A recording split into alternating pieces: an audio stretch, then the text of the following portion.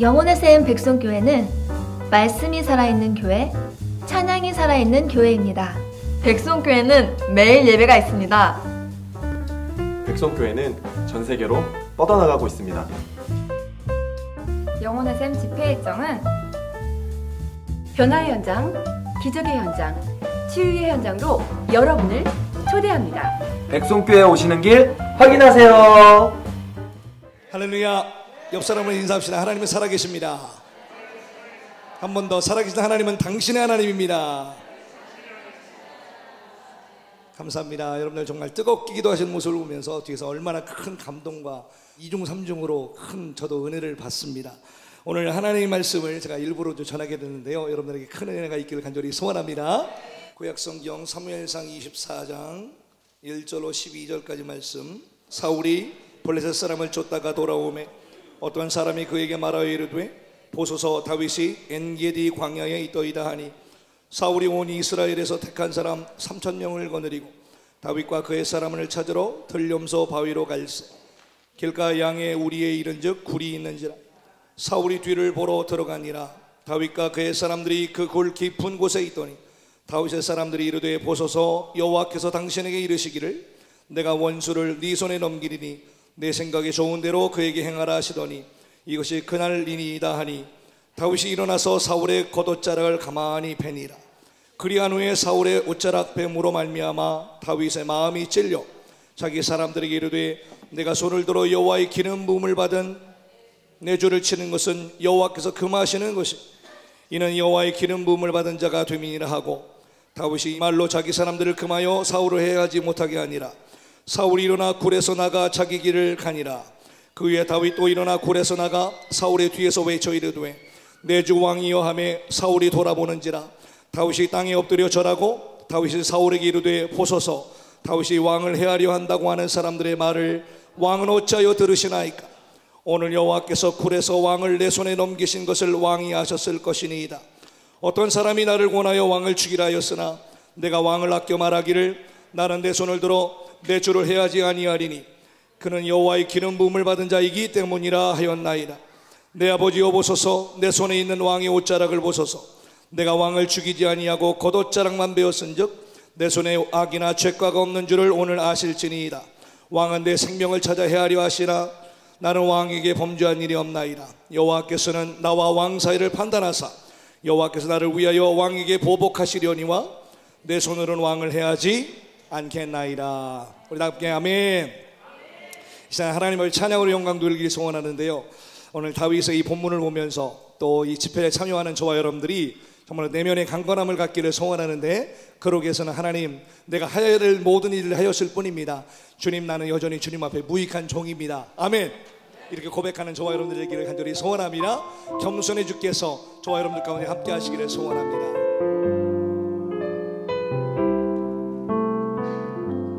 주님 난 무익한 종입니다. 다 헤아려 봐도 부족한 것뿐입니다.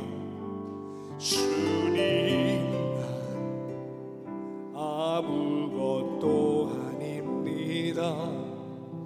다 내어 놓아도 자랑할 것 없습니다. 높은 곳 성김 많은 그곳에서 내려와 낮은 곳 겸손한 자리. 주님이 걸으시던 좁은 길로 향하면 그곳에 계신 주를 만나리. 스스로 낮아지신 왕, 스스로 포기하신 주 앞에 오늘도 나 무익한 종일 뿐이니 스스로 낮아지신 왕, 스스로 포기하신 주 앞에 나는 아무 자랑도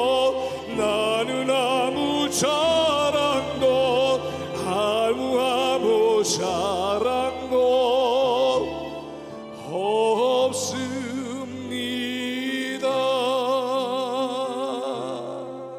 할렐루야. 이 고백이 저와 여러분들의 고백이 되기를 간절히 소원합니다. 주님 앞에서는 아무 자랑도 아무것도 자랑할 것이 없는 겸손한 고백자들이 되기를 간절히 소원합니다. 내면의 강건함을 지닌 삼중 감동의 인생이라는 하나님 말씀 제목 가지고 오늘 하나님 말씀 증거할 때 저와 여러분들에게 큰 삼중 감동이 많은 또 내면이 강건한 우리 모두가 되기를 간절히 소원합니다. 특별히 이 다니엘 기도회에 참석한 여러분들은 정말 이 예배를 드리면 드릴수록 나타나는 게 뭐냐? 내가 죄인이라는 게 깨닫게지는 겁니다. 아멘? 그게 더 밝기가 드러나는 겁니다. 나는 괜찮은 사람인데, 나는 뭐 이 정도면 괜찮은데, 그리고 특별히 다니엘 기도회 정도 나온 분들은요, 다른 분들에 비하면 훨씬 나은 분들이거든요. 그럼에도 불구하고 예배 드리면 드릴수록 내가 죄인이라는 걸 더 밝게 드러나고 더 깨닫게 되어지는 것이 큰 은혜인 줄로 믿습니다. 더더군다나 내가 영적인 환자구나, 내가 영적인 병자구나 라고 하는 것들을 깨닫는 것이 우리에게 큰 은혜인 줄로 믿습니다. 그러니까 너도 죄인 나도 죄인, 우리 똑같은 죄인입니다. 아멘. 그렇기 때문에 우리 서로 도토리 키재기 하면서 괜히 교만 떨지 말고 서로 겸손한 저와 여러분들을 소원합니다. 옆 사람 말하면서 너도 죄인 나도 죄인 우리 모두 죄인이다. 믿습니까? 그러니까 여기는 나의 약한 것들을 마음 놓고 드러내는 곳이기 때문에 드러난다 할지라도 우리 서로 욕합니까? 흉봅니까? 절대 그러지 않습니다. 오히려 약한 것들을 드러내고 고백하는 자들이 영적인 스타입니다. 아멘. 예, 이따 제가 말씀을 전하면서 저의 부족한 부분들을 또 이렇게 간증하는 시간을 갖도록 하겠는데요, 여러분들이 저를 욕하지 않을 줄로 믿습니다. 그리고 우리 목사님도 이렇게 고백을 하고, 더군다나 우리 이순희 목사님께서 너무나도 잘 말씀을 하십니다. 하나님의 영이 없으면 나는 개털이다, 예수 없으면 난 개털이다, 이런 말씀 종종 표현하시거든요. 그렇기 때문에 우리 한 사람 한 사람이 정말로 겸손의 영이 임하여 하나님께 여전히 나는 부족한 죄인이고 부족한 종입니다라고 고백하는 우리 모두가 되기를 간절히 소원합니다. 죄에 대해서는 우리가 더 이상 감출 필요 없다라고 늘 말씀을 드리고 있는데요, 사람들은 그 죄를 고백했을 때 여러분들은 손가락질하고 어우 쟤 저 큰 죄인이래, 저랬던 사람이래, 우리 흉보는 사람이 아무도 없습니다. 야, 오히려 더 야, 저 사람 대단하다, 난 아직까지도 내 이 부끄러운 모습들을 고백하지 못하는데 어떻게 저 사람은 저런 고백을 할 수 있을까? 대단하다, 역시 은혜 받은 사람은 다른구나 라고 같은 것들을 통해서 여러분들의 큰 도전과 은혜가 되기를 간절히 소원합니다. 우리 잘난 척하지 맙시다. 아멘. 오히려 이렇게 자기 부족한 모습들을 고백하는 분들을 또 존경하는 저와 여러분들 되기를 간절히 소원합니다. 사람이 잘나면 얼마나 잘났겠습니까? 옆 사람 바라면서 내가 그렇게 잘난 사람이 아닙니다. 한 번 더 도와주세요. 예, 그래서 우리가 서로 이렇게 잘난 사람이 아니고 옆 사람의 도움이 필요하고 기도가 필요하고 또 사랑이 필요한 존재인 것을 서로 고백하면서 세워주는 아름다운 공동체 되기를 간절히 소원합니다. 어떤 상황 속에서 오늘 본문의 다윗같이 흔들리지 않는 내면의 강건함을 가진 사랑 능력자가 되기를 간절히 소원하고, 용서의 능력자 되기를 바라며 내면의 아름다움을 지킬 수 있는 능력자들이 다 되기를 소원합니다. 이런 사람들에게 오늘 어떤 하나님께서 은혜를 주시냐? 삼중 감동의 은혜를 주신다는 것입니다. 아멘. 오늘 본문의 이전 본문으로 보면은 다윗은 정말 애매한 고난을 당하고 쫓기는 그런 상황이었습니다. 그런데 오늘 본문에서 기막힌 타이밍에 사울에게 복수할 수 있는 절호의 기회를 다윗이 잡았습니다. 그럼에도 불구하고 복수해요, 안 해요? 안 해요. 야. 그래서 하나님께 모든 주권을 다 내어드리고 복수할 수 있는 고난조차도 하나님 앞에 다 내어드리는 참으로 큰 영적 거장의 모습을 이 본문을 통해서 우리 다윗의 모습을 볼 수가 있는 것입니다. 어떻게 그런 쫓기는 처절한 절박한 상황 속에서 복수할 절호의 기회를 내려놓고 어떻게 용서를 할 수 있었으며 사랑으로 품은 흔들리지 않는 내면의 강건함을 가진 주인공이 되었는가라고 하는 것. 그래서 이런 사람들을 사랑 능력자라고 말하는데요, 어떻게 그런 사랑 능력자가 되었는지, 더 나아가 내면과 속사람의 고귀함과 아름다움을 잃어버리지 않았는지를 오늘 본문 말씀을 통해서 우리가 하나씩 배워갈 때에 여러분들도 내 상황이 그럴 수밖에 없었어, 아니면 내가 흥분해서 성질나가지고 확 욕해버렸어, 상황 탓하지 말고 사람 탓하지 말고 남 탓하지 말고 오늘도 우리의 부족한 부분들을 하나님 앞에 정직하게 고백하면서 아멘. 그래서 여러분들의 내면이 이리저리 흔들리고 요동하는 것이 아니라 어떤 상황 속에도 내면의 강가름을 가지고 하나님 앞에 또 사람 앞에 나 자신에게도 뿌듯한 삼중 감동의 인생을 살아나가는 우리 모두가 되기를 간절히 소원합니다. 예, 어떤 억울한 일을 당하고 어떠한 일을 당한다 할지라도 다윗처럼 하나님이 세우신 종이기에 내가 함부로 마음대로 건드릴 수 없다. 야, 사울 왕에 대해서 그냥 죽여도 괜찮은데 그럼에도 불구하고 하나님께서 세우신 왕이기에 하나님이 세운 종이기에 내가 내 손으로 함부로 할 수 없다라고 고백한 앞으로 왕이 될 만한 큰 거장의 모습이 보이지 않습니까? 야, 이런 다윗과 같은 저와 여러분들 되기를 간절히 소원합니다. 예, 충분히 복수할 수 있고 충분히 해코지할 수 있고 충분히 해붙일 수 있는데도 불구하고 여러분들이 꼭 한번 참고 그 사람을 한번 사랑으로 확 품을 수 있는 영적 거장의 기질들이 여러분 가운데 다 있기를 간절히 소원합니다. 이 예배를 통하여서 다니엘 기도를 통하여 이런 능력자들이 다 되기를 바라고요. 이 다니엘 기도가 끝날 무렵에는 시작할 때보다도 훨씬 더 그 영적으로 큰 거장들이 다 되어서 여러분들 가정에 돌아가서 또 직장으로 돌아가서 삶의 일터로 돌아가서는 정말 이 다니엘 기도의 큰 변화의 기적의 주인공들이 여러분들 한 분 한 분이 되기를 간절히 소원합니다. 하나님 앞에서 살아가는 인생이 바로 코람데오 인생이기 바라는데요. 코람 데오, 코람이라는 건 뭐뭐 앞에서, 데오 하나님 앞에서 인생입니다.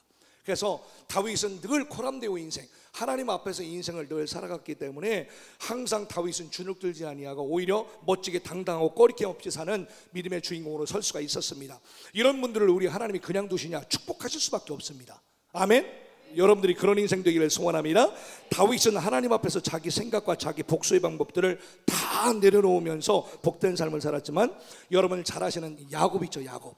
오전 설교 때 우리 원장님께서 야곱에 대해서 잠깐 언급을 해주셨는데요. 오늘 본문과 관련해 가지고 야곱을 잠깐 다시 한번 언급해 드리면 야곱은 자신의 인생 앞에서 130년을 산 다음에 이집트의 바로 왕 앞에서 뭐라고 말하죠? 내 인생 130년 참으로 험악한 세월을 보내었나이다 라고 고백을 합니다. 사실 130살이 됐던 야곱의 이 말 한마디는 야곱의 전 인생을 한마디로 대변해 주는 말이기도 했습니다. 그런데 야곱의 인생을 왜 이렇게 고백할 수밖에 없었냐? 한마디로 딱 정의해보면, 한 단어로 딱 정의해보면 따라합시다. 집착. 야곱은 정말로 집착의 인생만 살았던 장군이라고 해도 과언이 아닙니다. 여러분들 마음속에는 무엇이 됐든 간에 모든 집착한 이 시간 예수 이름으로 십자가 앞에 딱 못 박는 시간 되기를 간절히 소원합니다.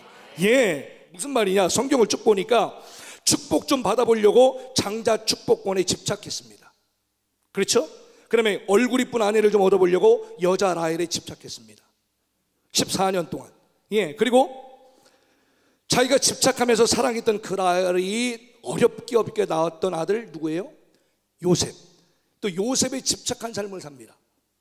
그리고 요셉의 동생이었던 베냐민, 자기가 사랑했던 그 라헬이 낳았던 마지막 아들이, 막내 아들이 베냐민이었습니다. 예, 그 집착이 요셉에게 베냐민을 옮겨가면서 베냐민에게 또 집착한 인생을 삽니다. 예, 그래서 사실은 이 야곱의 인생이 전부를 살펴보면은 사실 계속 집착만 하다가 그 아까운 세월들을 낭비하고 허비한 주인공이 바로 야곱의 인생이었다라고 해도 과언이 아닙니다. 그러한 자기 인생을 두고 뭐라고 하냐? 참으로 험악한 세월을 보냈다. 괜한 것들에 집착하며 너무도 힘든 삶을 빙빙빙빙 돌면서 살았다라고 말할 수밖에 없었던 야곱의 인생이 저와 여러분들의 인생은 되지 않기를 간절히 소원합니다. 물론 하나님께서 참으로 야곱과 에서가 태어나기 전에 하나님이 이미 예언을 통해서 동생이 형을 이기고, 예, 동생이 오히려 형보다 많아지고 높아지리라는 예언을 주셨음에도 불구하고 야곱의 인생, 심지어 엄마부터 시작해가지고 하나님의 예언의 말씀을 믿지 못하고 오히려 자기 힘으로 자기 방식대로 인생을 개척해 나갔다가 아주 험악한 인생 살았던 장본인이었었습니다. 오늘 다시 한번 주님께서 저와 여러분들에게 약속하시고 또 시간마다 선포되어진 약속의 말씀을 다시 한번 붙잡도록, 그리고 그 말씀을 앞서지 아니하고 기도를 앞서지 아니하는 기적의 주인공들 되기를 간절히 소원합니다.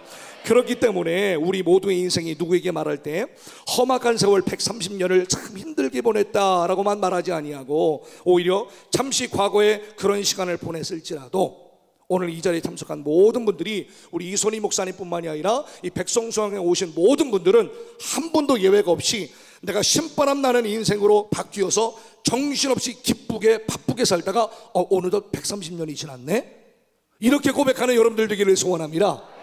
그냥 억지로 살다 보니까 130년이 됐어요. 그러지 마시고 열심히 바쁘게 살다 보니까 신바람 나는 인생 살고 주님이 주신 사명 감당하고 살다가 벌써 130년이 됐네? 130년 얘기만 들어도 흥분되시나요? 여러분 이런 인생 우리가 살기를 소원합니다. 이야, 너무 멋지지 않습니까? 옆 사람을 위해서 예수 안에서 신바람 나는 인생 삽시다 고백합니다. 아멘. 이렇게 사는 모든 사람들은요, 시편 139편 7절에서부터 9절 말씀 보니까 내가 주의 영을 떠나 어디로 가며 주의 앞에서 어디로 피하리까? 내가 하늘에 올라갈지라도 거기 계시며 수월에 내 자리를 펼지라도 거기 계시니이다.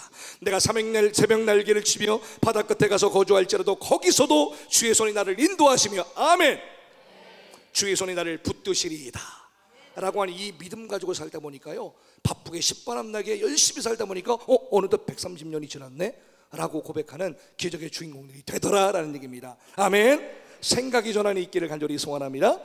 그러다 보면 어떤 상황 가운데서도 누가 내게 어떻게 핍박을 하고 때로는 모함도 하고 애매한 비아냥과 조롱을 해온다 할지라도 왜 눈 하나 까딱하지 않아요. 왜? 내가 어디 가고 어디 가서 있을지라도, 어디 가서 자리를 펼지라도 주님께서 나를 지켜보시고 함께 하신다는 주님을 내가 약속으로 믿으니까 사람에게 휘둘리지 아니하고 해봤지 아니하는 멋진 인생으로 살더라라는 얘기입니다. 여러분, 다윗을 보면요, 사울이 무서워서 피했어요? 사울이 무서워서 피한 게 결코 아닙니다. 여러분들, 같이 붙으면 같이 더러워지니까, 같이 뒹굴면 똑같은 사람 되니까 일부러 피한 거고, 사울을 너무 쉽게 죽일 수 있는 기회가 있었음에도 불구하고 어떻게 돼요? 사울처럼 복수하면 똑같은 사람 되니까. 이미 다윗과 사울은요, 그릇 자체가 다른 사람들입니다. 옆 사람에서 그릇이 큰 그릇 되시기를 소원합니다. 한번 축복합시다. 하나님 앞에서 삶을 살려다 보니까 하나님께 다 맡겨드리고 하나님의 때를 기다렸던 다윗의 모습을 볼 수가 있습니다. 할렐루야. 급하지 않아요. 절대 급하지 않고요, 괜히 섭섭하다고 말하지도 않아요. 오늘 이 시간 여러분들이 절대 하나님을 앞서지 말고, 기록된 하나님의 말씀도 앞서지 말고, 또 여러분들이 최선을 다해 기도하고 계시는데 그 기도도 앞서지 아니하고, 아멘, 하나님의 때를 기다릴 수 있는 인내와 소망의 주인공이 되기를 주님의 이름으로 축복합니다. 19세기 영국 최고의 극작가이자 단편소설의 대가였던 오스카 와일드라고 하는 사람이 쓴 오스카 와일드 작품선이라는 책이 있습니다. 그 책을 보면은 성경에 나와 있는 성경 스토리들을요, 약간 비꼬아서 약간 풍자적으로 기록을 하면서 당시의 그리스도인들과 오늘날의 그리스도인들에게 주시는 새로운 어떤 인사이트라고 할까요? 감동이 있습니다. 예를 들면 이런 식입니다. 예수님께서 안진뱅이, 몸 파는 여성, 소경 등 많은 사람들을 고쳐주셨다. 어느 날 예수님이 길을 가시다가 일전에 고쳐줬던 안진뱅이를 만났는데 그는 술주정뱅이가 되어 있었다. 고쳐주신 걸로 끝나잖아요, 성경은. 그죠? 예수님의 제자가 된 기록도 있고. 그런데 이 오스카는 약간 이거를 틉니다. 풍자적으로. 그 사람이 뭐가 됐다고요? 술주정뱅이 됐다는 겁니다. 예수님이 그 사람을 만나서 너무 안타까워서 너 왜 이렇게 살고 있느냐 라고 묻습니다. 그러자 그가 말하기를, 예수님, 차라리 안진뱅이였을 때가 좋았어요. 그때는 구걸이라도 하고 살았는데 이제는 사자가 멀쩡하다고 도와주는 사람도 없어요. 번번한 직업도 없고 하는 일마다 제대로 되지 않아서 이제는 술로 하루하루를 산다라고 원망하며 자기 신세를 계속 한탄했다. 인간이 이렇다. 결론입니다, 이게. 두 번째, 예수님이 일전에 직업으로 몸을 파는 창기 여성을 구원하셨는데 그녀를 또다시 만났다. 예수님이 너 왜 또 이러고 다시 사느냐 라고 물으시니까 그 여정이 하는 말이, 구원받았을 때는 너무 기쁘고 좋았는데 현실로 돌아와 보니 살 길이 막막하고 외로웠습니다. 그래서 또다시 이곳으로 제가 돌아왔습니다 하면서 예수님을 원망했다. 인간이 이렇다. 웃을 일이 아니라 지금 오늘 우리의 모습을 봐야 되는 겁니다. 내가 이런, 예수님이 일전에 소경이었던 사람을 눈을 뜨게 해주셨는데 이 사람이 눈을 뜨고 나서는 불량배가 돼서 사람을 패고 있었다. 이를 본 예수님이 내가 네 눈을 뜨게 해줬는데 너 왜 이렇게 사느냐 물으시니까, 아니 눈을 뜨고 나니까 세상이 아니고 더러운 게 많습니다. 그러다 보니 사람들을 두들겨 패야 직성이 풀립니다 라고 하면서 예수님을 원망했다. 고쳐주고 눈 뜨게 해준 예수님을 원망하는 겁니다. 인간이 이렇다. 오스카 와일드의 작품선에 나와 있는 하나의 내용입니다. 은혜 받은 사람이 은혜를 우리가 깨닫지 못하면 어떻게 되느냐, 원망하고 이렇게 됩니다. 옆 사람 보면서 우리가 이렇습니다. 여러분, 깨닫는 게 은혜인 줄로 믿습니다. 네. 여러분의 내면이 아름답기를 소원합니다. 겉모습이 중요한 게 아닙니다. 우리의 중심 내면이 중요한데요, 이 아름다운 내면을 누가 만들어줘요? 우리 주님이 만들어 주시더라고요. 내가 아무리 뭐 성품과 인격을 고귀하게 만들고 싶어서 가방도 길게 해보고 여러 가지 또 이렇게 품성과 그저 교양이 있는 어떤 그런 것들을 갖고 나는데, 사실은 그것이 우리의 내면을 아름답게 가꾸어 주게 만드는 것이 아니라 우리 내면을 아름답게 가꾸어 주는 것은 누구시다? 내 안에 주님이시다라는 겁니다. 아멘. 네, 그래서 참 이 내적 치유가 중요한 건데요, 우리 내면의 이 아름다움을 잃지 않기 위해서는 심지가 견고해야 되거든요. 그래서 이사야서 26장 3절의 말씀도 보니까 주께서 심지가 견고한 자를 평강으로 평강하도록 지키시니 이는 그가 주를 신뢰함이니이다. 그러니까 주님을 신뢰하는 자들에게 심지가 견고하도록 평강 중에 평강으로 인도하시는 주님이시라는 겁니다. 그러니까 내가 내 내면을 아름답게 가꾸는 것이 아니라 내 안에 주님께서 우리를 아름답게 가꾸어 주는 줄로 믿습니다. 그래서 오늘도 저와 여러분들이 기도할 때에 주님, 우리 내면 속에 살아계셔서 나는 죽고 예수로 사는 삶을 살아 정말로 내 심지가 곧게 하시고 오로지 주님만 바라보아 정말로 아름다운 내면을 속사람을 갖는 우리 모두가 되게 해달라고 간절히 구하는 우리 모두가 되기를 간절히 소원합니다. 그러니까 다니엘 기도가 끝났을 때에 누구보다도 여러분들의 내면이 강건해지고, 그래서 하나님도 감동, 나도 감동, 많은 사람들을 감동시키는 삼중 감동의 지적의 주인공들이 다 되기를 주님 이름으로 축복합니다. 여러분은 사람을 외모를 봐요. 그죠? 우리 하나님은 절대로 외모를 보시지 않고 반드시 마음 중심을 보신다고 했는데, 여러분 사람을 외모를 봅니다. 그죠? 사람은 외모를 봅니다. 그래서 저도 가꿔야 돼요. 여러분들 가꾸셔야 되는 겁니다. 아시겠어요 여러분들? 우리 사람은요 외모를 가꿔야 됩니다. 그래서요 상큼해져야 되고요, 아름다워 이뻐져야 되고요, 남자들은 멋져져야 되는 겁니다. 그렇죠 여러분? 맞죠? 예, 우리가 하나님을 외모를 보시지 않는다 해서 우리가 외모를 꾸며서는 안 된다는 말이 결코 아닙니다. 사람은 외모도 최대한 아름답게 예쁘게 세련되게 멋지게 빛나게 꾸며야 됩니다. 근데 참 신기한 건 뭐냐, 아무리 외모에서 빛이 나도 내면에서 빛이 안 나가면 어떻게 돼요? 이 말짱 소용이 없는 거예요. 내면에서 빛이 나가야 되는 겁니다. 제 얼굴에 좀 이렇게 반짝반짝하죠? 제가 3가지를 발랐습니다. 오늘 제가 앞으로 또 선다고 또 빌려가지고 또 발랐습니다 제가. 그런데 제 내면에서 만약에 빛이 나가지 않는다 그럼 어떻게 되겠습니까? 누구보다도 추한 사람이 되는 겁니다. 그렇죠? 그러니까 여러분들 마음속에서, 여러분들 내면에서 빛이 나가는 사람들이 간절히 소원합니다. 예, 우리 마음 중심이 하나님께 확 사로잡히게 버리면 우리 내면에서 자동적으로 빛이 나간다는 겁니다. 옆 사람 바라면서 당신의 내면에서 빛이 나가기를 소원합니다. 할렐루야. 우리 내면에서 빛이 나면 그 내면의 빛이 밖으로 나오게 되고요, 그리고 또 신기하게도 외면도 아름답고 예쁘게 변화되더라는 얘기죠. 아멘. 저희 부부가 4년 전에 우리 이순희 목사님을 처음 만나게 되고, 그때 우리 최율 목사님께서 미주 집회에 오셨었어요. 그때 최율 목사님 제가 처음 뵀었고요. 그러면서 제가 당시에 공부를 하던 그 논문 제목이 멘토링이라고 그래가지고 영적인 멘토를 이렇게 만나고 싶었어요 제가. 그래서 제가 학위 논문도 썼었는데, 이순희 목사님의 집회를 제가 참석하면서 저분이시구나, 그때 첫 타임의 예배를 통해 제가 깨닫게 됐어요. 그 이유는 말씀도 말씀이셨고요, 강단 위에서는 뭐 사자후 으르릉하는 말씀을 선포하시잖아요. 거기서도 감동이 되고 은혜가 엄청나게 제가 받았습니다만은, 강단 아래에 내려와서 정말 사랑덩어리로 케어하시고, 정말로 영적인 멘토이자 이 귀한 영적인 안내자가 열매가 있으시는 분이구나. 젊은 사역자들이 너무나도 헌신된 모습으로 우뚝뚝 서 계시면서 참으로 본이 되고 아름다운 열매로 맺혀져가는 모습을 제가 보면서 너무나 큰 감동이 됐습니다. 그래서 강단 위에서 모습과 강단 아래의 모습이 제가 아주 뿅 갔었습니다. 그래서 저분이야말로 정말 내가 같은 하늘 아래에서 이분을 영적인 멘토로 여기고 영적인 안내자로 섬긴다고 하는 것이 내가 큰 복된 사람이구나라는 걸 그때 당시에 내가 깨닫게 됐습니다. 오면서 제가 4년 이게 쭉 훈련을 받고 또 컨퍼런스 참석도 하고 또 원장님께 뵙고 이렇게 하면서 저에게 나타났던 이제 여러 가지 간증들이 참 많은데요, 내면적인 간증도 많이 있습니다. 일단 내면에서 빛이 조금씩 나오고 앞으로도 더 많이 훈련 받아야 될 부분이 물론 있습니다. 그러나 계속 이제 훈련을 받으면서 일단 외적으로 변화된 모습을 여러분들에게 간단하게 간증을 하자면, 제가 혈압이 187에 130입니다 약을 안 먹으면. 제가 처음 만났을 때 187에 한 130 정도가 됐었거든요. 그런데 집회를 한 번 참석을 하다가 제가 약 먹는 걸 깜빡했습니다. 그때 약이 떨어졌었고요. 그런데 약을 사러 가야 되는 약 사러 갈 시간도 잊어버리고 하다 보니까 일주일 지나고 2주가 지났는데 내가 약을 안 먹었네. 그리고 이제 예배를 참석하고 은혜를 받고 막 기쁨으로 컨퍼런스 참석하다가 어느 날 제가 집에 가지고 이제 혈압을 딱 재봤는데 혈압이 정상으로 갔었어요. 128에 82. 야, 그 예배를 통해서도 이렇게 혈압이 내려가고 고쳐지는구나라는 것을 저는 처음으로 경험하게 됩니다. 예, 그리고 제가 사진을 찍으면 얼굴이 굉장히 높대대하고 나옵니다. 얼굴이 이렇게 싹 이렇게 갸름해졌잖아요. 제가 너무도 아름답고 상큼한 새로 인생을 사는 것 같은 느낌으로 기쁜 마음으로 살고 있습니다.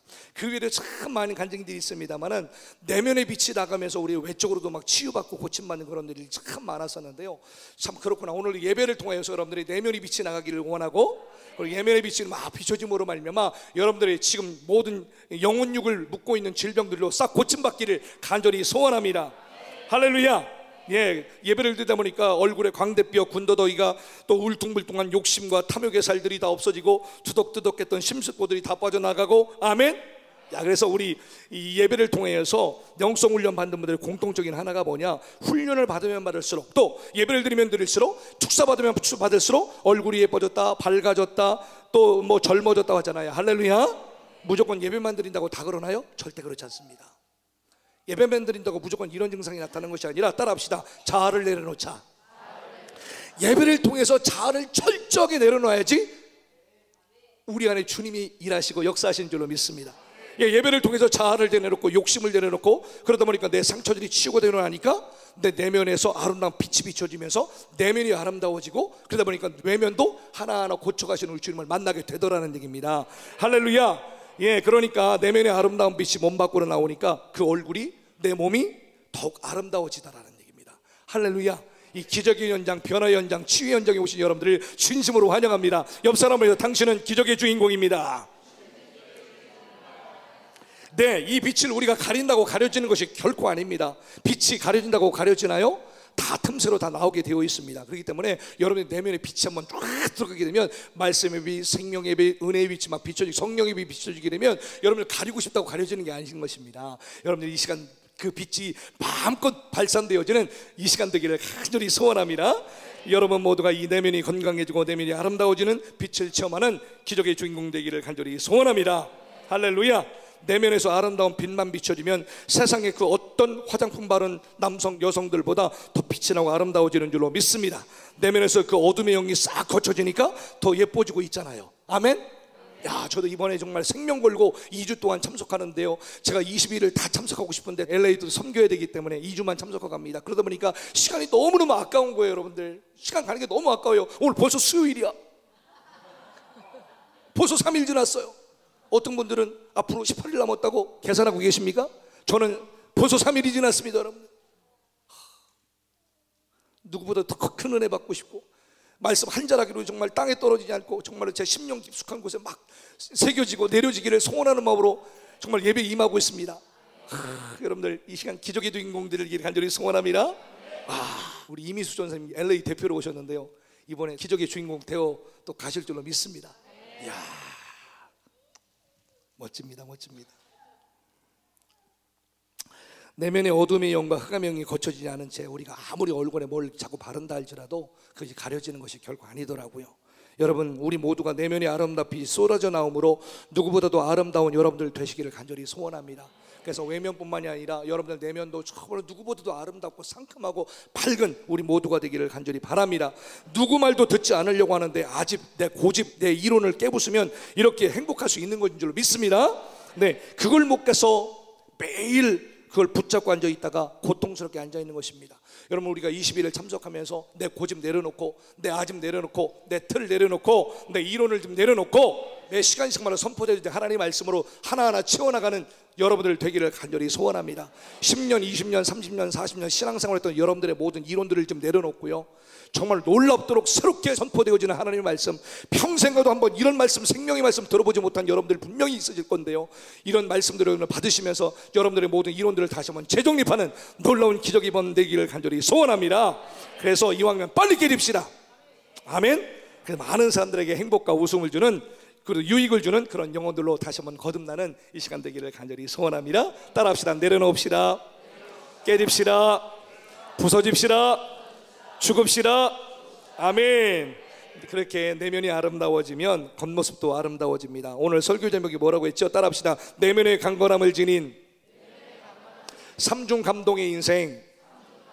진짜 아름답고 강건한 사람은요, 우리 속사람과 내면이 건강하고 아름다운 사람입니다. 예, 그래서 마음이 건강하고 이쁜 사람이고요.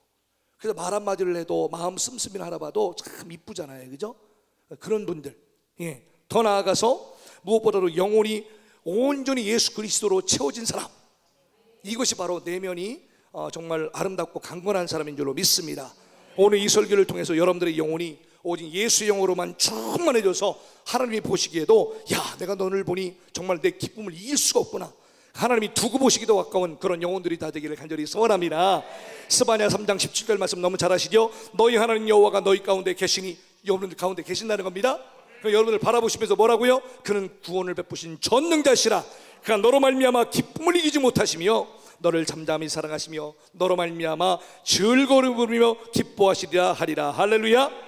역대하 16장 9절 초반부에 보니까 여호와의 눈은 온 땅을 두루 감찰하사 전심으로 자기에게 향하는 자들을 위하여 능력을 베푸신다 그랬습니다. 이 시간도 이 한 타임의 예배를 통해서 전심으로 하나님께 향하는 우리 모두가 되기를 간절히 소원합니다. 여러분, 삼중감동이라는 말이 있는데요, 이 삼중감동이라는 말은 제가 대학원 때 배웠던 연세대학교 기독교 윤리학과 교수였던 김준기 교수님이 한 말입니다. 그분이 삼중감동이라는 표현을 썼는데요, 따라합시다. 삼중감동.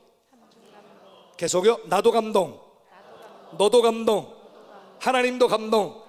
이게 삼중감동입니다. 나도 감동, 너도 감동, 하나님도 감동. 삼중감동인데요, 그래서 제가 그때 당시에 배우면서 그 단어를 제가 가슴속에 새겼어요. 여러분들에게 삼중감동의 은혜가 있기를 간절히 소원합니다. 예, 이게 무슨 말이냐, 내가 나를 봐도 감동스러워. 여러분 가슴을 한번 치면서 내가 나를 봐도 감동스러워. 진짜 그러세요? 아멘. 다른 사람을 감동시키는 사람. 아멘. 그리고 하나님이 보시기에 아름답고 감동스러운 자. 여러분 마태복음 8장에 보면은요, 예수님을 만났던 로마 군대의 백부장의 스토리가 나옵니다. 먼저 백부장은 분명 예수님이 하신 일에 대해서 소문으로 다 들었습니다. 그리고 예수님께 감동을 받은 사람입니다. 이분은 뭔가 하시겠구나, 이분은 우리 가정을 통해서 뭔가 일을 이루시겠구나 라고 확신을 가졌습니다. 그렇기 때문에 자신의 하인 종의 문제를 예수님이 해결하실 수 있을 거라는 확신을 갖게 됩니다. 그리고 로마 백부장 신분이었지만 예수님을 자기의 상관 이상으로 존중하고 순종하고자 했습니다. 이미 마음밭이 다 다져진 사람입니다. 예수님이 말씀만 하셔도 모든 것이 이루어진다는 확신을 갖고 있었기 때문에 뭐예요? 자기 자신이 하나님의 영의 감동이 돼버린 사람입니다. 이런 사람들은 뭐냐? 내가 봐도 내가 감동스러워. 그렇죠? 내가 오늘도 예배를 참석하고 내가 하나님의 백성으로 하나님의 아들 딸로 살아가면서도 내가 흔들리지 않는 요동하지 않는 믿음을 갖고 살아가는 나 자신을 보면서 내가 참 자랑스럽고 감동스러워. 여러분 이런 사람들이기를 간절히 소원합니다. 내가 갖고 있는 믿음이 긴가 민가, 이 확신이 있는 건지 아닌 건지, 술에 술 탄 듯 물에 물 탄 듯 이런 믿음의 확신이 아니라, 야 내가 봐도 지금 흔들리지 않는, 목에 칼이 들어와도 정말 예수 이름 내가 부인하지 아니하리, 그걸 정말 내가 봐도 진짜 감동스러울 만한, 야 그럼 주님이 얼마나 감동스러울까. 이 얘기는 우리 이순희 목사님만 하실 수 있는 얘기인데, 그렇지 않습니까? 근데 여러분들도 그런 고백이 할 수 있기를 간절히 소원합니다. 야 그렇죠. 또한 백부장은 다른 사람들에게 감동을 주는 사람이었습니다. 예, 피지배 민족이었던 유대 민족, 당시에 로마 제국의 식민지였군요, 이스라엘이. 그러니까 피지배 민족이었던 유대 민족 사람들의 마음조차 감동시켰던 사람이 이 백부장이었습니다. 예, 그가 종을 사랑하고 그의 병을 고쳐주고자 하는 노력하는 그런 모습도 아름다운 얘기지만, 로마의 식민지 백성이었던 유대인들을 위해서 행했던 일들로 사람들의 마음을 샀습니다. 로마 백부장이었는데 로마 사람에게 칭찬받는 건 어찌 보면 당연한 거죠.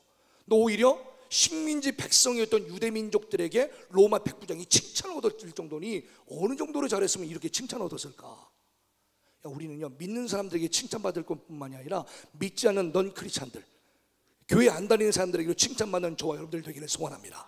이야 이런 사람, 그러니까 다른 사람에게 감동을 심어줄 수 있는 그런 인생을 사는 거라는 것이 바로 믿음의 열매를 맺어가는 우리 모두가 되어질 줄로 믿습니다.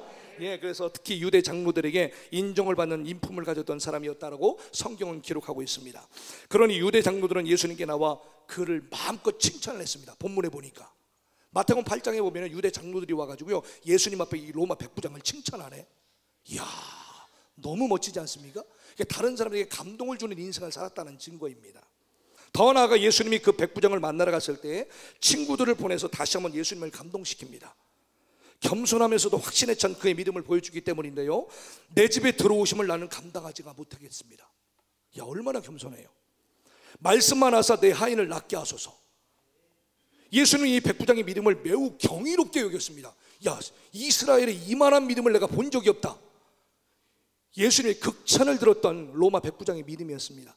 아무리 성경이 능통하고 아무리 여호와 하나님에 대한 믿음의 지식과 신앙이 있었던 많은 성경 박학다식한 유대의 종교 지도자들도 예수님의 그런 칭찬을 얻은 사람이 없었습니다. 그럼에도 불구하고 오히려 로마 백부장이 이스라엘의 이만한 믿음을 찾아본 적이 없다라고 칭찬을 들은 백부장과 같은 믿음을 우리 모두가 갖기를 간절히 소원합니다. 이처럼 백부장의 믿음은 하나님을 기쁘시게 하는 삶을 사는 자기 자신에게 감동을 했고요, 자기 주변의 사람들을 감동시키고 결국 예수님까지 감동시키는 삼중 감동의 주인공이 되었습니다. 아멘. 그러니 삼중 감동의 사람은 반드시 기적을 일으킬 수밖에 없습니다. 그리고 그 삼중 감동의 은혜를 갖고 살아가는 사람들은요, 하나님이 그 사람을 통해서 기적을 일으킬 수밖에 없는 인생입니다. 아멘. 우리 모두가 그런 인생을 살아야 될 줄로 믿습니다. 그래서 하나님을 기쁘시게 하는 삶을 사는 나 자신에게 감동하는 사람이 우리가 한번 되어봅시다. 이건 결단입니다.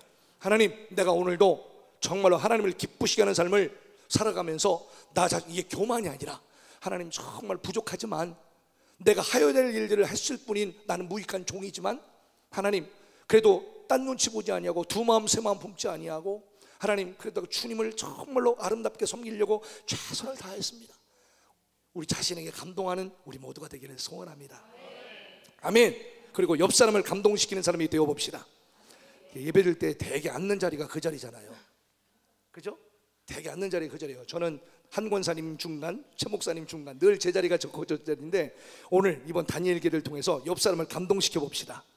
아멘. 이야, 그래서 옆 사람에게 계속 그런 감동의 전달이 계속 이어지기를 간절히 소원합니다. 그리고 하나님이 감동하시는 우리 모두가 되어봅시다. 우리 결단을 통해서 역사하실 주님을 기대합니다. 저와 여러분이 우리 하나님만 감동시켜드리면 모든 게 다 끝난 것 아니겠습니까?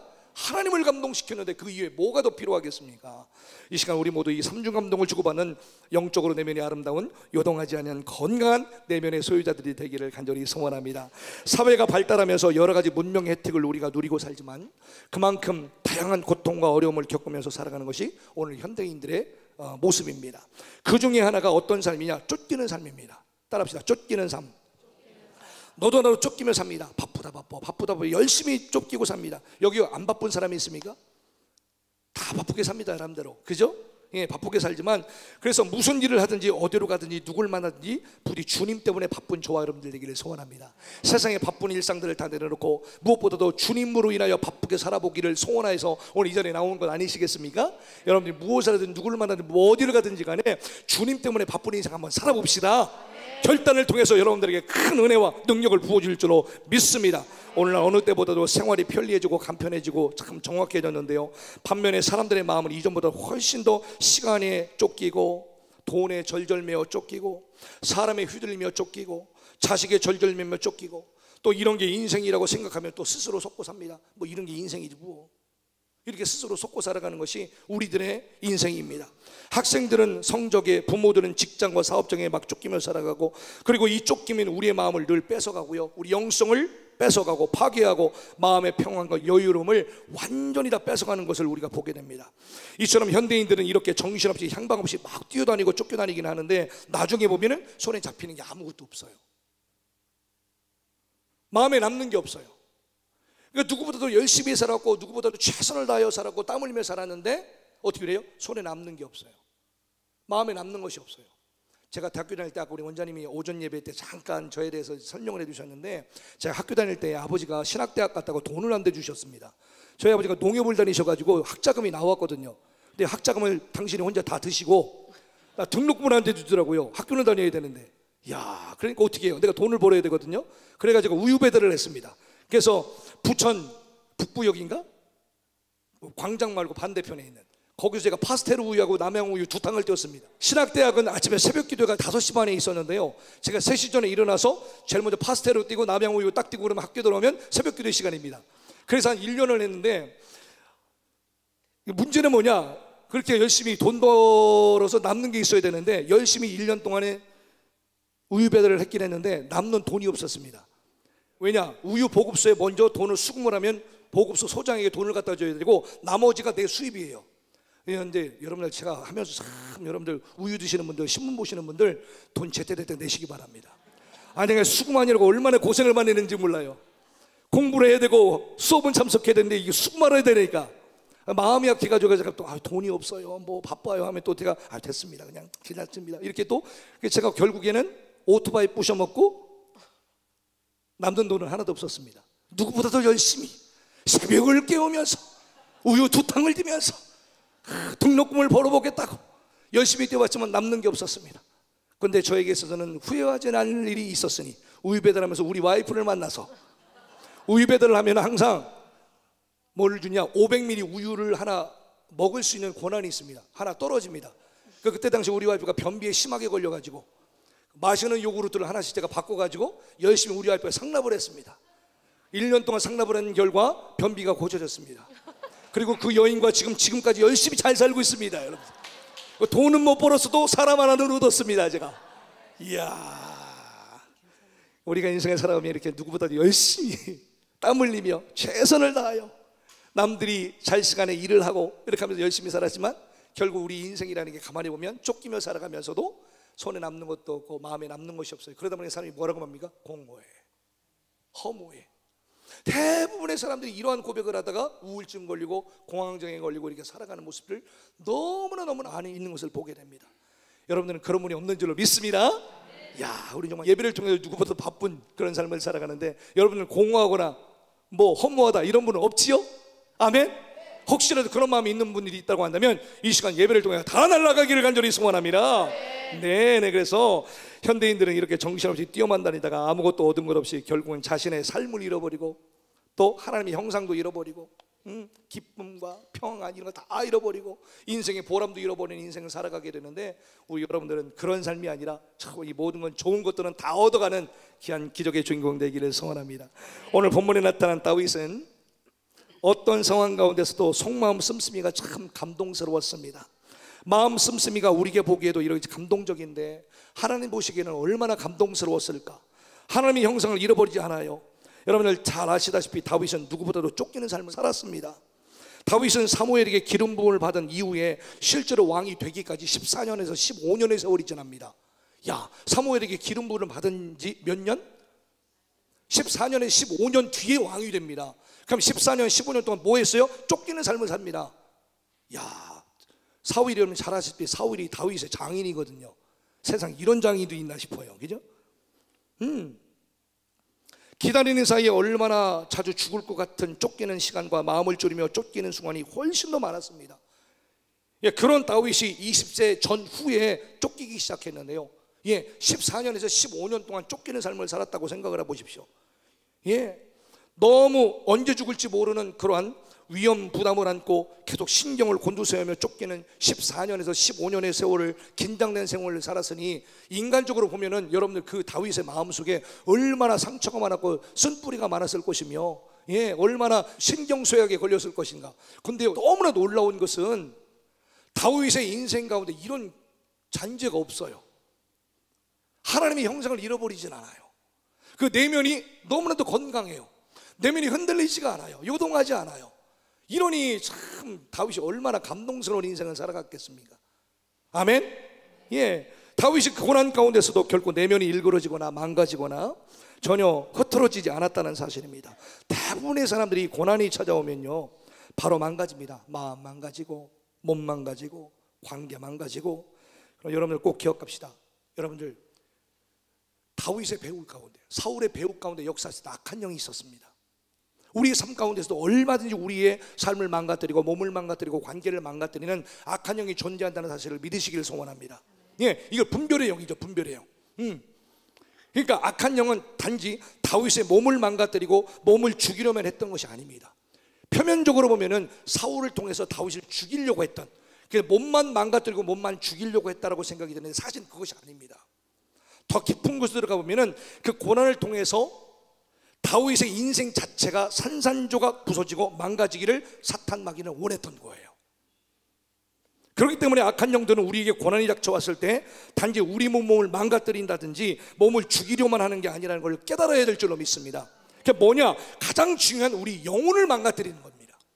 더 나아가서 우리의 영혼을 망가뜨려서 나와 관계된 모든 가족들, 나와 관계된 모든 주변의 사람들의 인생까지도 다 망가뜨리게 만드는, 이게 사단이 더 무서운 계략이라는 생각이에요. 그래서 우리의 영혼을 망가지게 만들어서 인생 자체가 산산조각 나도록, 더 나아가 우리 내면과 속사람을 엉망진창으로 만들어서 인생 자체가 망가지도록, 더구나 그 사람과 관계된 다른 사람의 인생까지도 다 망가지도록 만들어가는 것이 사탄 마귀의 무서운 계략이라는 사실입니다. 분별할 수 있기를 축복합니다. 아무리 우리 환경이 나를 흔든다 할지라도, 고난과 환난이 온다 할지라도, 그리고 아무리 우리가 쫓기고 힘들다 할지라도, 우리는 사도 바울처럼, 그래 내가 그리스도 안에 있는데, 아멘, 그리스도 예수 안에 있는 자에게는 결코 정죄이 없는데, 이는 그리스도 예수 안에 생명의 성령의 법이 죄와 사망의 법에서 나를 해방하겠다. 이런 영적인 자아 정체성을 가지고 저와 여러분들이 승리해야 될 줄로 믿습니다. 무엇보다도 우리의 내면의 아름다움을 잃어버리면 안 됩니다. 아멘. 내면만큼은 약해지면 안 됩니다. 때로는 몸이 힘들고 몸이 피곤하고 때는 몸이 무너지는 할지라도 무엇보다 우리가 분별할 수 있다고 한다면 내면만큼은 무너지지 말자. 내 중심만큼 무너지지 말자. 마태복음 10장 28절의 말씀 보니까 몸은 죽여도 영혼은 능히 죽이지 못하는 자들을 두려워하지 말고 오직 몸과 영혼을 능히 지옥에 멸하실 수 있는 하나님을 두려워하라. 아멘. 오직 우리가 두려워야 될 분은 누구냐? 몸과 영혼을 능히 당신 마음대로 하실 수 있는 유일한 하나님 아버지 한 분, 그 하나님만 우리가 두려워 떠는 우리 모두가 되기를 소원합니다. 그것이 바로 여호와를 경외하는 것이 지식의 근본이라고 말씀하지 않습니까? 아멘. 다만 우리가 조심해야 될 것은 뭐냐? 두려워야 될 것은 생명을 주관하시는 하나님을 두려워해야 되는 것이고요, 우리가 조심해야 될 것은 뭐냐? 하나님이 우리를 저주하실 때는 가난하게 해서 병들게 해서 죽여서 저주하시는 게 아니다라는 겁니다. 그럼 뭐냐? 이런 것들은 사탄 마귀가 쓰는 방법이고요, 하나님의 방법은 뭐냐? 수많은 말씀을 듣고도 깨닫지 못하는 막힌 귀가 열려지기를 소원합니다. 영적인 귀가 열려야 되는 거죠. 우리가 조심해야 될 것은 뭐냐? 오늘도 이 하나님 말씀이 선포되어질 때에, 하나님 이 말씀이 오늘도 나를 깨시고 나를 부서뜨리는 말씀인데, 하나님 이 말씀을 듣지 못하는 막히기를 열어주세요. 이게 우리가 조심해야 될 부분입니다. 사모해야 될 부분이고 기도해야 될 제목인 줄로 믿습니다. 수많은 감사의 조건들이 널려 있음에도 불구하고 감사하지 못하는 감사 불감증, 이것이 우리가 조심해야 될 부분이라는 거죠. 수많은 놀라운 기적과 이적을 보면서도 믿지 못하는 불신앙, 이것이 우리가 조심해야 될 부분인 줄로 믿습니다. 아멘. 그래서 이런 마음가짐으로 우리가 산다면 우리 영혼은 절대 다치지 않을 줄로 믿습니다. 전혀 흔들리거나 요당함이 없이 여러분과 저희 속사람과 되면 아름답게 건강하게 쫙쫙쫙 커나갈 수 있을 줄로 믿습니다. 이처럼 사탄은 다윗의 내면과 속사람을 철저하게 괴롭혀서 마음 자세가 망가지도록, 그리고 복수심과 증오심에 불타오도록 만들었습니다. 그러나 다윗은 거기에 휩쓸려가지 않았습니다. 내면의 건강함을 끝까지 유지했고 하나님의 형상을 끝까지 잃어버리지 않았다는 얘기입니다. 그래서 하나님이 감동이 되셨습니다. 그래서 하나님을 원망하며 고통 가운데 사는 것을 사탄 마귀는 보고 싶어 하는 겁니다. 하나님, 내가 이렇게까지 열심히 다해 살았는데, 이렇게 최선을 다해 주님을 섬겼는데, 이렇게 주님을 위해서 충성되게 살았는데 하나님 뭐 하시는 겁니까? 라고 하나님을 원망하는 꼴을 사탄이 보고 싶어 하는 거예요. 우리 분별합시다. 그래서 해의 영광 다르고 달의 영광 다르고 별의 영광이 각각 다른데, 우리가 육신에 썩어 없어질 것들도 열심히 심고 신령한 것들도 다시 살아나야 되지 않습니까? 아멘. 그래서 육신의 약한 것으로 심고 영적인 강한 것으로 우리가 다시 살아나야 되잖아요. 그래서 육의 몸으로 심고 신령한 것으로 다시 살아난다고 말씀해서 말씀하잖아요. 그렇기 때문에 우리가 육신의 몸이 있을 때 주님께 충성 다해야 되는 겁니다. 육의 몸이 있으니까 신령한 몸이 있다고 그러잖아요. 그러니까 우리가 육신의 몸이 건강할 때에, 육신의 몸이 있을 때에, 그리고 기능할 수 있을 때에 최선을 다하여 신령한 것으로 거두는 지혜로운 성도들 되기를 간절히 소원합니다. 아멘. 그래서 우리 육신의 몸이 건강할 때, 젊을 때 빨리빨리, 그리고 우리 신령한 내면, 신령한 속 사람들을 얼른 우리가 키워나가고 성장시켜낼 영적인 책임이 우리 가운데 있는 줄로 믿습니다. 다윗은 자신이 믿었던 장인 사울에게, 또 자신의 아들인 압살롬에게, 또 자신이 믿고 중용했던 신하 아히도벨에게 배신당하고 또 쫓겨다니면서 그 인생이 일그러지거나 파괴되지 않았다는 것이 하나님이 너무나 감동스러웠습니다. 그리고 더 중요한 건 뭐냐? 다윗을 따라다녔던 아둘람 공동체 있지 않습니까? 자기 부하들이 감동해 버렸습니다. 내가 진짜 믿고 따라갈 수 있는 지도자다. 내가 진짜 믿고 따라갈 수 있는, 내 생명을 줘도 아깝지 않은 안내자다. 감동해 버리는 겁니다. 이게 삼중 감동이죠. 다윗은 얼마나 이 내적 자아 정체성이 얼마나 강했을까요? 이 다윗을 보면서 우리 신앙의 모델이 될 만하죠? 다윗은 자신이 가장 믿었던 가족들에게서, 주변 친구들에서, 가까운 때로는 지인들에게서 상처를 받았습니다. 사실 여러분 가만히 보면요, 가장 가까운 사람들에게서 받은 상처가 제일 크지 않습니까? 저 같은 경우는 아버지를 통해서 받은 상처, 그죠? 말로 다 할 수 없는. 그런데도 거기에 거의 영향을 받지 않았던 다윗의 모습을 보게 됩니다. 속사람이 흔들거리가 내면이 망가지지 않습니다. 오히려 다윗의 인격이 더 풍부해지고, 이런 일들을 겪으면서 대인다워졌고 거장다워져 갔던 모습을 다윗을 통해서 우리가 배우게 됩니다. 너무 멋지지 않습니까? 시편 119편 71편에 보니까 고난당한 것이 내게 유익이라, 이로 말미암아 내가 주의 율례들을 배우게 되었나이다. 다윗이 이런 모습이 아니었을까? 고난당한 것이 되게 유익이고, 그를 통해서 내가 하나님의 말씀 윤리를 배우게 되었다라고, 이 믿음의 고백, 우리 모두의 고백이 되기를 소원합니다. 욥기 23장 10절 말씀, 그러나 내가 가는 길을 그가 아시나니 그가 나를 단련하신 후에는 내가 순금같이 나오리라. 네, 여러분, 우리가 예수를 믿는다고 해도 고난은 분명히 있습니다. 예수 믿는다고 고난이 없어지는 것 아니잖아요. 왜 그런 줄 아세요? 이 세상은 어둠의 세상 주관자들과 공중곳에 잡은 이 사탄 마귀의 영향권에 있기 때문에, 오히려 예수를 믿는 우리 크리스찬들, 특별히 정말 예수를 신실하게 진정으로 믿고 따라가는 우리 성도들에게는 오히려 영적 공격이 더 심하다는 얘기죠. 그렇기 때문에 오히려 예수 그리스도를 믿고 따라가는 십자가의 길을 걸어가는 사람들에게는 오히려 고난이 잠시 더 많아 보일 때가 있다는 얘기입니다. 이건 영적인 원리이죠, 원리. 그러나 저와 여러분들이 예수를 진정으로 믿고 온전히 따라가면서 승리하는 저와 여러분들은 오히려 그런 상황 가운데서도 평안을 누리며 신바람 나게 행복하게 신앙생활을 해나갈 수 있을 줄로 믿습니다. 우리가 이와 같은 삶을 살기로 결심하고 살아나기로 하면 어떤 고백을 하느냐? 고린도 후서 6장 8절 이하의 말씀 보니까 이런 믿음을 가지고 살아가는 사람들은 어떤 고백을 하느냐? 우리는 속이는 자 같으나 참되고, 예, 무명한 자 같으나 유명한 자요, 죽은 자 같으나 보라 우리가 살아있고, 징계를 받은 자 같으나 죽임을 당하지 아니하고, 근심하는 자 같으나 항상 기뻐하고, 가난한 자 같으나 많은 사람을 부유하게 하고, 아무것도 없는 자 같으나 모든 것을 가진 자로다. 아멘, 아멘. 정말 그렇습니다. 이 시간 여러분들을 축복합니다. 비록 다윗과 같은 잠시 쫓기는 삶을 사실지 모르겠습니다. 때로는 애매한 고난을 당하는 억울한 삶을 잠시 보내고 있을지도 모르겠습니다. 때로는 사방의 우겨쌈을 당하는 것과 같은 상황에 직면해 있는 분들이 혹 있을지 모르겠습니다. 그러나 이 시간 꼭 우리가 잊지 말아야 될 것은 다윗과 같이 우리 모두의 내면과 속사람만큼은 망가지거나 일그러지거나 파괴되지 않기를 간절히 소원합니다. 사무엘상 24장 16절부터 21절 보니까요, 사울이 다윗의 그 모습에 감동을 해버렸습니다. 삼중감동 얘기하면서, 야, 다윗은 이미 본인 자신에게 감동을 했습니다. 예. 그리고 사울이 그 다윗을 보고 감동했습니다. 잠시 잠깐 일시적인 감동이긴 해요. 그래도 감동했습니다. 볼까요? 다윗이 사울에게 이같이 말하기를, 마침에 사울이 이르되 내 아들 다윗아, 이것이 내 목소리냐 하고 소리를 높여 울며 다윗에게 이르되 나는 너를 학대하되 너는 나를 선대하니 너는 나보다 의롭도다. 네가 나 선대한 것을 오늘 나타냈나니 여호와께서 나를 네 손에 넘기셨으나 네가 나를 죽이지 아니하였도다. 사람이 그의 원수를 만나면 그를 평안히 가게 하겠느냐?